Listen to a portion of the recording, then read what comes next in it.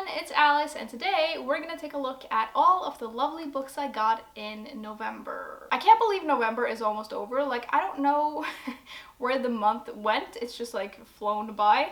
But I got a great selection of books this month, and we're about 50-50 fiction and nonfiction, which is exciting. And I think we're gonna start with the fiction books, and on the top of my pile is the star of the show today. It's The Sister Who Ate Her Brothers by Jen Campbell. This book is just beautiful. Like, this cover is 10 out of 10. I think it's so cool, and it's like dark, but I love the foil on it, and I also love that they've put foil on the back. Like, very often they won't do it on the back, but only on the front.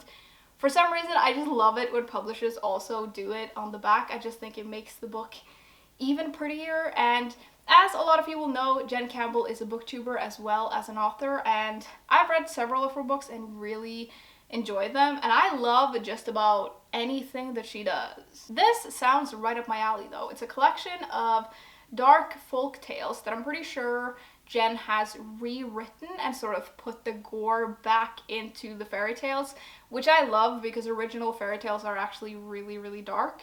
And this book is also illustrated, which I love. I just feel like it brings these kinds of books to another level when there's illustrations. And I love when there are illustrations like on the pages as well, and not just like full illustrations.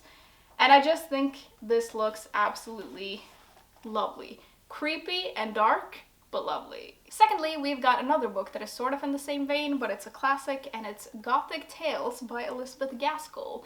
And I got this because I really like Gothic tales, and I want to try some of this author's work and see how I get on with it, because this author has written several other books that I'm kind of interested in, predominantly North and South, but that's kind of a chunky book, and I don't want to buy it until I know that I get on with the writing style, so I thought I would try this first and see if I like it.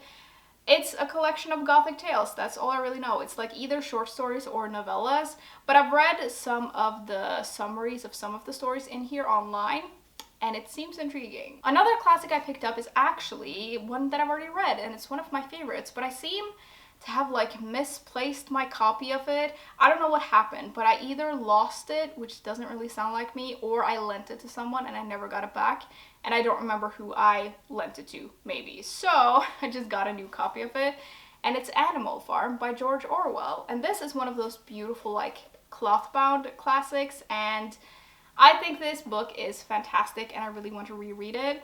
If you don't know what it's about, it's basically set on a farm where the animals are mistreated, and they sort of rise up and take over and decide to create a new system of justice and equality, and it doesn't work very well.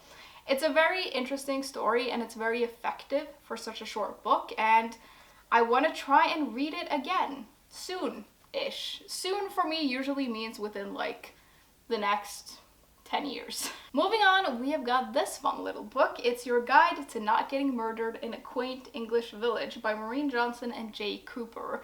And you all know that I love a good small town mystery, and I just thought this looked really fun. And this one is illustrated as well, and it's basically just a guide on how to survive if you find yourself in an English murder village.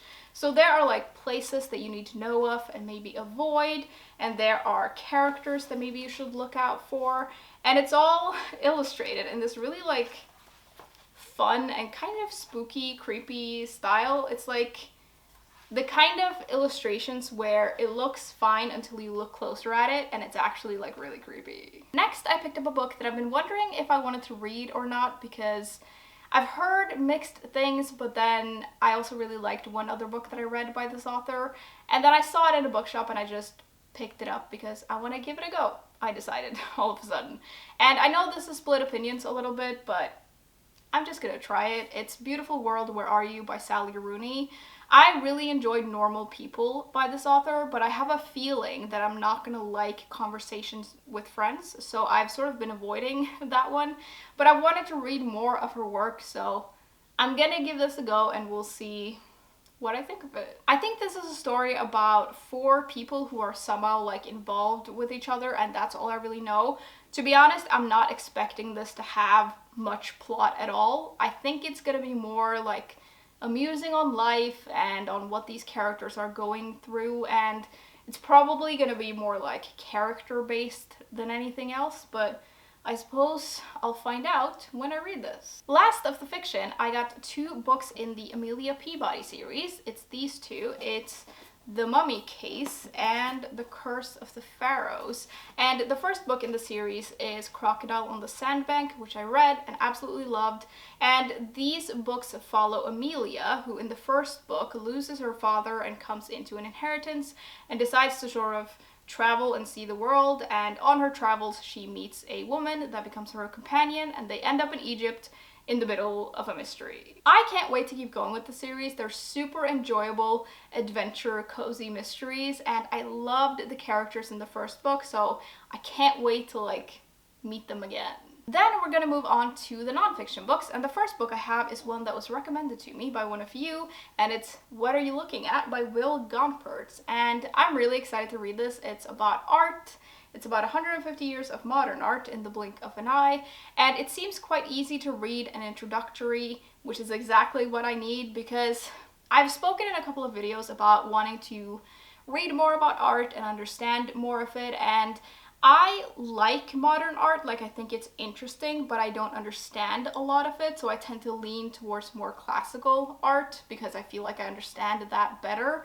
And I think this will help me understand what I'm looking at. And I've read a little bit in this just to like see what it's like. I think it's gonna be really good and very helpful. The second book I've got is one that I've had on my radar for as long as I can remember, and I'm not even kidding. Like, I remember when I was really young, I saw something on TV about this author and her work, and I like heard about her book somehow, and I was like, ooh, I should read that. And then I just never did, but I finally have a copy of it, and it is In the Shadow of Man by Jane Goodall. And I'm assuming a lot of you will know who Goodall is, but if you don't, she is a scientist and an adventurer who did some really groundbreaking research with chimpanzees. And I feel like I've heard quite a lot about this author, but I've never really looked into what her work was really about. And she's written several books since this came out in the 70s, and I think that I kind of want to read all of them, but I'm going to start with this one, and I'm really, really excited. It also has black and white photos, which is really cool, and I think this is going to be absolutely fascinating. Then we have got The Falcon Thief by Joshua Hammer, and this says it's a true tale of adventure, treachery, and the hunt for the perfect bird. And you all know how much I love adventure and how much I love the book The Feather Thief, and this seems to be kind of in the same vein as that. I feel like I maybe got this recommended to me in a comment or something. I think that's where I got it from, and it sounds very interesting. It seems to start off with a guy being busted at customs with like eggs strapped to his chest, which is a look and sounds very interesting. It's like a story of birds and smuggling and crime, which sounds great, at least to me. Second to last, we have Chase Darkness With Me by Billy Jensen, and I am really excited about this book because I think I'm really gonna get on with it. I know Billy Jensen from several podcasts that I've listened to where he has been a guest on like different true crime podcasts, and I know him from the book I'll Be Gone in the Dark, which he and another guy finished because the author of that book sadly died before she could finish it herself. And I think this book is just about how he, as a journalist, decided to start looking into these unsolved cases that the cops had given up on, and I think he actually solves quite a lot of them, which is really cool. One of the reasons I think I'm really going to get on with this is that when I've heard him on these different podcasts and stuff, I really like the way that he talks and the way that he sort of examines and resonates and the way he asks questions. I just think it's very interesting. I also think this has a foreword by Karen Kilgariff. Yeah, it does. Who is one part of the My Favorite Murder podcast, and I think that's where I have Billy Jensen from. Like, I think that's where I heard about him first. Lastly, I picked up If You Tell by Greg Olson, and this is a true story of murder, family secrets, and the unbreakable bond of sisterhood. And I think this sounds both horrifying and fascinating.